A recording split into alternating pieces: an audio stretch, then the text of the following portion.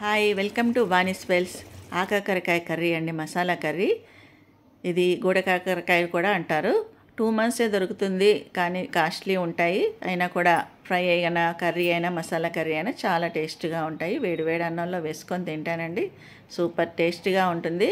Non veg తినని వాళ్ళకి ఇది మంచి రెసిపీ. ఇది తప్పకుండా ట్రై చేయండి, లైక్ చేయండి, నచ్చితే కామెంట్ చేయండి. నేను 1/2 kg కాకరకాయ తీసుకొని క్లీన్ చేసుకున్న తర్వాత కుక్కర్లో వేసుకొని 1-2 విజిల్స్ ఉడికించుకుంటే సరిపోతుంది. తొందరగానే ఉడుకుతాయి. ఇది విడిగా కూడా ఉడికించుకోవచ్చు.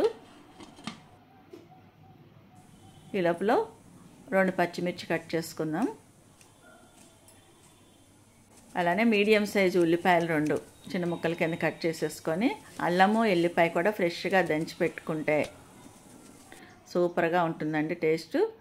అలాగే ఒక కప్పు పచ్చి కొబ్బరి తీసుకొని మిక్సీ జార్లో వేసుకొని వాటర్ తోటి మిక్సీ చేసుకున్న తర్వాత కొబ్బరి పాలు తీసుకోవాలి. ఈ కొబ్బరి పాలు ఈ కర్రీలో వేయడం వల్ల అండి సూపర్ టేస్ట్ యాడ్ అవుతుంది, చాలా బాగుంటుంది.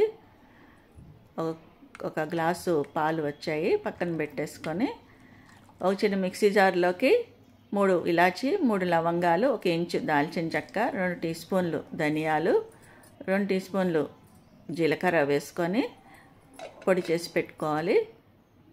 కాకరకాయ ఉడికిపోయినాయండి, మంచిగా నీళ్లు వార్చేసి వీటిని పెద్దవైతే 3 ముక్కల కింద, చిన్నవైతే 2 ముక్కల కింద కట్ చేసుకోవాలి. ఇవి గింజలు ముదురుగా ఉంటేనే బాగుంటుందండి. మనం తింటున్నప్పుడు ఆ గింజలు పంటి కిందకు వస్తే చాలా టేస్టీగా ఉంటుంది. ఒక కళాయి పెట్టుకొని ఆయిల్ వేసుకొని ఆవాలు వేసి ఫ్రై అయినాక పచ్చిమిర్చి, ఉల్లిపాయ ముక్కలు వేసేసి అది గోల్డెన్ బ్రౌన్ కలర్ వచ్చే వరకు ఫ్రై చేసుకోవాలి. 1/2 టీ స్పూను పసుపు, ఒక 1/4 టీ స్పూను సాల్ట్ వేస్తే తొందరగా మగ్గిపోతాయి మూత పెట్టేస్తే. ఈ రెసిపీ కానీ మీకు నచ్చితే తప్పకుండా లైక్ చేయండి.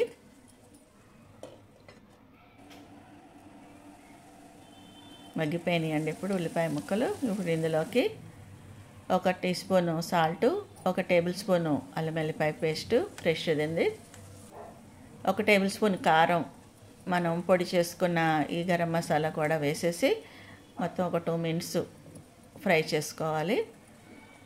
తర్వాత మనం తీసి పెట్టుకున్న కొబ్బరి పాలు కూడా వేసి కొంచెం కరివేపాకు కూడా వేస్తే బాగుంటుంది. మొత్తం అంతా వేసి బాగా కలుపుకొని మూత పెట్టేసి అది మరుగుతున్నప్పుడు చూడండి మరుగుతుంది. ఇప్పుడు మనం ఉడికించి కట్ చేసి పెట్టుకున్న కాకరకాయ ముక్కలు ఇందులో వేసేసి ఈ మసాలా ఈ కాకరకాయ ముక్కలన్నీ కలిసేలాగా బాగా మిక్స్ చేసుకోవాలి.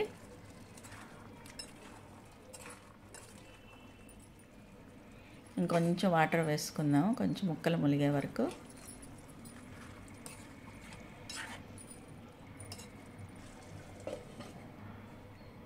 మీడియం ఫ్లేమ్లో 5 మినిట్స్ ఉడికించుకోవాలి. చూసారు కదా, మంచిగా చాలా మటుకు ఉడికిపోయింది. ఒకసారి మిక్స్ చేసుకొని కర్రీ అంతా మళ్ళీ మూత పెట్టేసి ఒక లో ఫ్లేమ్లో ఒక 5 మినిట్స్ ఉడికించుకున్నాక చక్కగా నూనె పైన తేలింది కదండి. ఇప్పుడు కొత్తిమీర వేసేసుకొని వేడి వేడి అన్నంలో వేసుకొని తింటానండి. అబ్బా, అదిరిపోతుందండి టేస్టు.